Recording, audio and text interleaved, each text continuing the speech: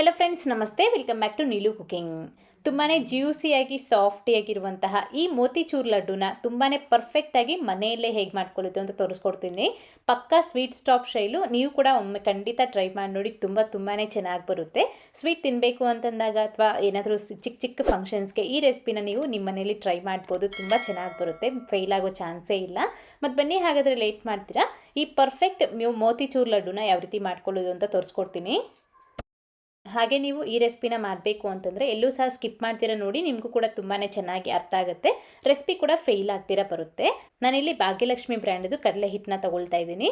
Loose ಕಡಲೆ ಹಿಟ್ಟಕ್ಕಿಂತ packet ಕಡಲೆ ಹಿಟ್ಟು ತೊಗೊಳ್ಳಿ, ಚೆನ್ನಾಗಾಗುತ್ತೆ. ಈ ರೀತಿ ನಾನು 2 ಕಪ್ ಆಗುವಷ್ಟು ಕಡಲೆ ಹಿಟ್ಟು ತೊಗೊಂಡಿದ್ದೀನಿ. ಹೀಗಿದನ್ನ ಒಂದು ಜರಡಿಗೆ ಹಾಕ್ಕೊಂಡು ನೈಸಾಗಿ ನಾವಿದನ್ನ ಪೌಡರ್ ಮಾಡ್ಕೊಳ್ಬೇಕು. ಇದು ಮಾತ್ರ ಕಂಪಲ್ಸರಿ, ಮಿಸ್ ಮಾಡೋ ಹಾಗಿಲ್ಲ.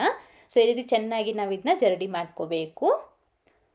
ಆನಂತರ ಈ ರೀತಿ ಒಂದು ವಿಸ್ಕರ್ನಲ್ಲಿ ಒಂದು ಸತಿ ಮಿಕ್ಸ್ ಮಾಡಿಕೊಂಡು ಮತ್ತೆ ಇದರಲ್ಲಿ ನಾವು ನೀರನ್ನ ಹಾಕ್ಕೊಳ್ಬೇಕು.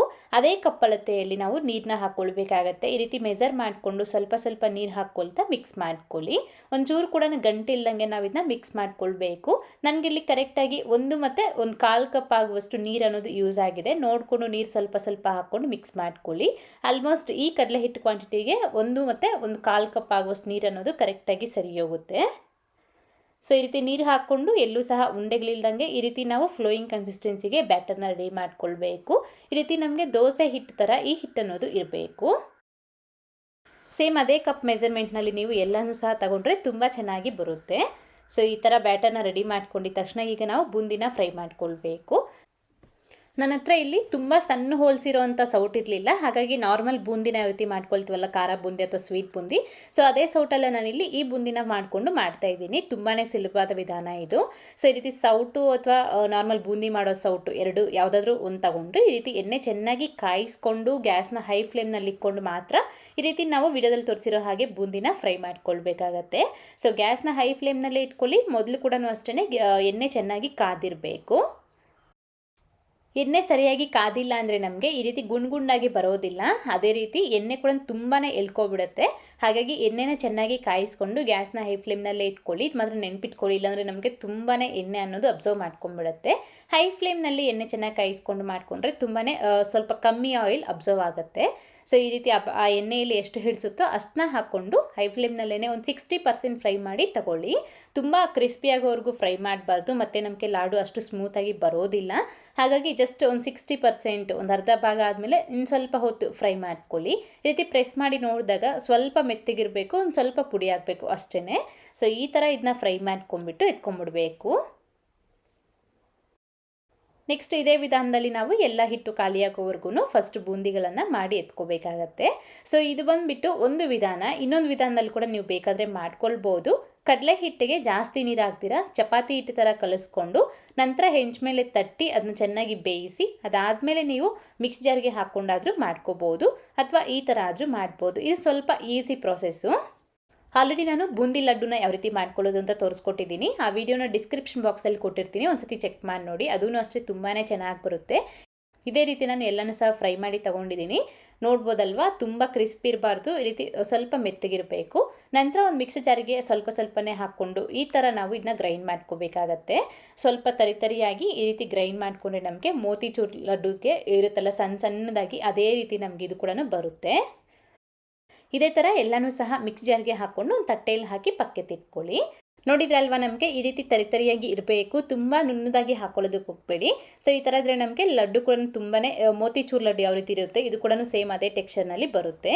ಈಗ ನೆಕ್ಸ್ಟ್ ಸಕ್ಕರೆ ಪಾಕಕ್ಕೋಸ್ಕರ ಒಂದು ದಪ್ಪತ್ತಲ್ಲ ಇರೋಂಥ ಒಂದು ಕಡಾಯಿನಲ್ಲಿ 1.25 ಕಪ್ ಆಗುವಷ್ಟು ಸಕ್ಕರೆನ ಹಾಕ್ಕೊಳ್ಳಿ. ಮತ್ತು ಈಗ ಜಸ್ಟ್ ಒಂದು ಸ್ವಲ್ಪ ಆರೆಂಜ್ ರೆಡ್ ಫುಡ್ ಕಲರ್ನ ಒಂದು ಬೌಲ್ಗೆ ಹಾಕ್ಕೊಂಡು ಅದರಲ್ಲಿ 1 ಕಪ್ ಆಗುವಷ್ಟು ನೀರನ್ನ ಸೇರಿಸ್ಕೊಳ್ಳಿ. ಸೊ ಈ ಕಲರ್ ವಾಟರ್ ಅನ್ನೋದು ಕಂಪ್ಲೀಟಾಗಿ ಆಪ್ಷನಲ್. ಇಷ್ಟ ಇದ್ದರೆ ಮಾತ್ರ ಹಾಕ್ಕೊಳ್ಳಿ, ಇಲ್ಲಾಂದರೆ ಕಂಪ್ಲೀಟಾಗಿ ಸ್ಕಿಪ್ ಮಾಡ್ಬೋದು, ಏನೂ ತೊಂದರೆ ಇಲ್ಲ. ಸೊ ಜಸ್ಟ್ ನಮಗೆ ಕಲರ್ ಬರುತ್ತಷ್ಟೇ, ಇದರಿಂದ ನಮಗೇನು ಟೇಸ್ಟ್ ಏನು ವ್ಯಾರಿ ಆಗೋದಿಲ್ಲ. ಸೊ ಈಗ ಈ ಕಲರ್ ನೀರನ್ನ ಇಟ್ಕೊಂಡು ಈ ಸಕ್ಕರೆಗೆ ಹಾಕ್ಕೊಂಡು ಜಸ್ಟ್ ಸಕ್ಕರೆನ ಮೆಲ್ಟ್ ಮಾಡಿಕೊಡಿ ಅಷ್ಟೇ. ಯಾವುದೇ ರೀತಿ ಪಾಕ ಬೇಡ. ಸಕ್ಕರೆ ಕರಗಿದ ತಕ್ಷಣ ಗ್ಯಾಸ್ನ ಆಫ್ ಮಾಡ್ಕೊಂಬಿಡಿ. ಅದಾದಮೇಲೆ ಫಸ್ಟೇ ನಾವು ಬೂಂದಿನ ಮಾಡಿಕೊಂಡು ಮಿಕ್ಸ್ ಜಾರ್ಗೆ ಹಾಕ್ಕೊಂಡಿದ್ವಲ್ಲ, ಸೊ ಅದನ್ನು ಇದಕ್ಕೆ ನಾವು ಸ್ವಲ್ಪ ಸ್ವಲ್ಪನೇ ಹಾಕ್ಕೊಂಡು ಮಿಕ್ಸ್ ಮಾಡ್ಕೊಳ್ಬೇಕು. ಗ್ಯಾಸ್ನ ಆಫ್ ಮಾಡ್ಕೊಂಡಿದ್ದೀವಿ, ನೆನ್ಪಿಟ್ಕೊಳ್ಳಿ ಗ್ಯಾಸ್ ಆಫ್ ಮಾಡಬೇಕು. ಅನಂತರ ಈ ರೀತಿ ಇದೆಲ್ಲನೂ ಸಹ ಹಾಕ್ಕೊಂಡು ಚೆನ್ನಾಗಿ ಮಿಕ್ಸ್ ಆಗೋವರೆಗೂ ಮಿಕ್ಸ್ ಮಾಡ್ಕೊಳ್ಳಿ. ಆದರೆ ಯಾವುದೇ ಕಾರಣಕ್ಕೂ ತುಂಬ ಹಾರ್ಷಾಗಿ ಮಿಕ್ಸ್ ಮಾಡೋ ಹಾಗಿಲ್ಲ, ನಿಧಾನವಾಗಿ ಮಿಕ್ಸ್ ಮಾಡ್ಕೊಳ್ಬೇಕು.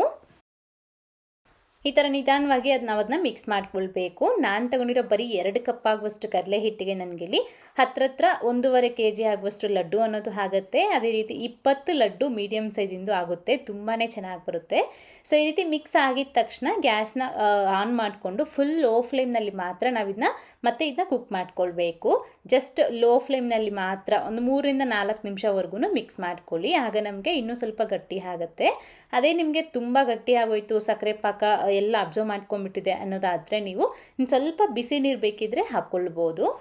ಆದರೆ ನಾನು ಹೇಳಿರೋ ಕ್ವಾಂಟಿಟೀಸ್ನಲ್ಲಿ ನೀವು ಮಾಡಿದ್ರೆ ಪರ್ಫೆಕ್ಟಾಗಿ ಬರುತ್ತೆ, ಯಾವುದೇ ಥರ ಮಿಸ್ಟೇಕ್ ಅನ್ನೋದು ಆಗೋದಿಲ್ಲ. ಜಸ್ಟ್ ಲೋ ಫ್ಲೇಮ್ನಲ್ಲಿ 3-4 ನಿಮಿಷ ಇದನ್ನ ಮಿಕ್ಸ್ ಮಾಡಿಕೊಂಡ್ರೆ ಈ ಥರ ನಮಗೆ ಎಲ್ಲನೂ ಸಹ ಒಂದು ಮುದ್ದೆ ರೀತಿ ಫಾರ್ಮ್ ಆಗುತ್ತೆ. ಅದೇ ರೀತಿ ನಮಗೆ ಪ್ಯಾನ್ನ ಬಿಡ್ತಾ ಬರುತ್ತೆ. ಸೊ ಅಲ್ಲಿವರೆಗೂ ಇದನ್ನ ಚೆನ್ನಾಗಿ ಕುಕ್ ಮಾಡಿಕೊಂಡು ಆನಂತರ ಗ್ಯಾಸ್ ಆಫ್ ಮಾಡ್ಕೊಂಬಿಡಿ. ಅದಾದಮೇಲೆ ಇದನ್ನ ಎತ್ಕೊಂಡು ಒಂದು ಪ್ಲೇಟ್ಗೆ ಹಾಕ್ಕೊಳ್ಬೇಕು, ಅದರಲ್ಲೇ ಬಿಡೋದಕ್ಕೆ ಹೋಗ್ಬಿಡಿ. ಜಸ್ಟ್ ಇನ್ನೊಂದು ಪ್ಲೇಟ್ಗೆ ಟ್ರಾನ್ಸ್ಫರ್ ಮಾಡ್ಕೊಳ್ಳಿ. ಅದಕ್ಕಿಂತ ಮುಂಚೆ ಒಂದು ಚೆಕ್ ಮಾಡ್ಕೊಳ್ಳಿ. ನೋಡಿ, ಸ್ವಲ್ಪ ಕೈಗೆ ತುಪ್ಪ ಹಚ್ಕೊಂಡು ಈ ರೀತಿ ನಾವು ಸ್ವಲ್ಪ ಹಿಟ್ಕೊಂಡು ರೌಂಡಾಗಿ ಮಾಡಿಕೊಂಡ್ರೆ ಲಡ್ಡು ಶೇಪ್ಗೆ ಬರ್ತಾ ಇದೆ. ಸ್ವಲ್ಪ ಸಾಫ್ಟಾಗಿರಬೇಕು. ಈ ಥರ ಇದ್ದರೆ ನಮಗೆ ಪರ್ಫೆಕ್ಟಾಗಿ ರೆಡಿಯಾಗಿದೆ ಅಂತಂದ್ಬಿಟ್ಟು ಈ ರೀತಿ ಒಂದು ಅಗಲವಾಗಿರೋ ಒಂದು ಪ್ಲೇಟಿಗೆ ಹಾಕ್ಕೊಂಡು ಅದರಲ್ಲಿ ಒಂದು 6 ಟೇಬಲ್ ಸ್ಪೂನ್ ಆಗುವಷ್ಟು ತುಪ್ಪನ ಹಾಕ್ಕೊಳ್ಳಿ. ಸೊ ನಿಮ್ಮ ಚಾಯ್ಸ್ ಹಾಕ್ಕೊಂಡ್ರೆ ಹಾಕ್ಕೋಬೋದು, ಇಲ್ಲಾಂದರೆ ಸ್ಕಿಪ್ ಮಾಡ್ಬೋದು. ಹಾಕಿದ್ರೆ ಮಾತ್ರ ಒಂದು ಒಳ್ಳೆ ಟೇಸ್ಟಿಯಾಗಿ ಇರುತ್ತೆ ಲಡ್ಡು ಅನ್ನೋದು. ಮತ್ತು ಇದರಲ್ಲಿ ಸ್ವಲ್ಪ ಮೆಲನ್ ಸೀಡ್ಸ್ನ ಹಾಕ್ಕೊಳ್ತಾ ಇದ್ದೀನಿ. ವಾಟರ್ ಮೆಲನ್ ಆಗಲಿ ಅಥವಾ ಮಸ್ಕ್ ಮೆಲನ್ ಸೀಡ್ಸ್ ಆಗಲಿ ಹಾಕ್ಕೊಳ್ಬೋದು. ಹಾಕ್ಕೊಂಡು ಪೂರ್ತಿಯಾಗಿ ತಣ್ಣಗಾಗೋವರೆಗೂ ನಾವು ಇದನ್ನ ಹಾಗೆ ಬಿಡಬೇಕಾಗತ್ತೆ. ಫುಲ್ಲಾಗಿ ಕೂಲ್ ಆದ ನಂತರ ಮಾತ್ರ ನೀವು ನಿಮ್ಗೆ ಯಾವ ಸೈಜ್ಗೆ ಬೇಕೋ ಆ ಸೈಜ್ಗೆ ನಾವು ಲಡ್ಡೂಸ್ನ ಮಾಡ್ಕೊಳ್ಳೋದಷ್ಟೇ. ಚೆನ್ನಾಗಿ ಎಲ್ಲ ಒಂದ್ಸತಿ ಮಿಕ್ಸ್ ಮಾಡಿಕೊಂಡು ನಂತರ ನಿಮ್ಗೆ ಯಾವ ಸೈಜ್ ಬೇಕೋ ಆ ಸೈಜ್ಗೆ ಲಡ್ಡೂಸ್ನ ಮಾಡ್ಕೊಳ್ಳಿ. ತುಂಬಾ ಪರ್ಫೆಕ್ಟಾಗಿ ಬರುತ್ತೆ. ನೋಡಿದ್ರೆ ಅಲ್ವಾ ಎಷ್ಟು ಚೆನ್ನಾಗಿ ಸಾಫ್ಟಿಯಾಗಿ ಜ್ಯೂಸಿಯಾಗಿ ಬರ್ತಾ ಇದೆ ಅಂತಂದ್ಬಿಟ್ಟು. ನೀವು ಸಹ ಈ ವಿಧಾನದಲ್ಲಿ ಟ್ರೈ ಮಾಡಿದಾದ್ಮೇಲೆ ಹೇಗೆ ಬಂತು ಅಂತ ಮರೀದೆ ಕಾಮೆಂಟ್ ಮಾಡಿ. ಇದನ್ನ ನೀವು ಒಂದು 8 ಬಾಕ್ಸ್ಗೆ ಹಾಕಿ ಇಟ್ಕೊಂಡ್ರೆ ಒಂದು ವಾರದವರೆಗೂ ನಾವು ಇದನ್ನ ಸ್ಟೋರ್ ಕೂಡ ಮಾಡ್ಕೊಳ್ಬೋದು. ನೋಡಿರಲ್ವ, ಪಕ್ಕ ಸ್ವೀಟ್ ಶಾಪ್ ಸ್ಟೈಲ್ನಲ್ಲಿ ನಾನು ನಿಮಗೆ ಮೋತಿಚೂರ್ ಲಡ್ಡುನ ಮಾಡಿ ತೋರಿಸಿದ್ದೀನಿ. ನೀವು ಕೂಡ ಮಾಡಿ, ತುಂಬಾ ಚೆನ್ನಾಗಿ ಬರುತ್ತೆ. ಮಾಡಿದಾದ್ಮೇಲೆ ಹೇಗೆ ಬಂತು ಅಂತ ಮರೀದೆ ಕಾಮೆಂಟ್ ಮಾಡಿ. ಹಾಗೆ ಇವತ್ತಿನ ವಿಡಿಯೋ ಇಷ್ಟ ಲೈಕ್ ಮಾಡಿ, ನಿಮ್ಮ ಫ್ರೆಂಡ್ಸ್ಗೂ ಶೇರ್ ಮಾಡಿ. Thank you. Keep watching Neelu cooking.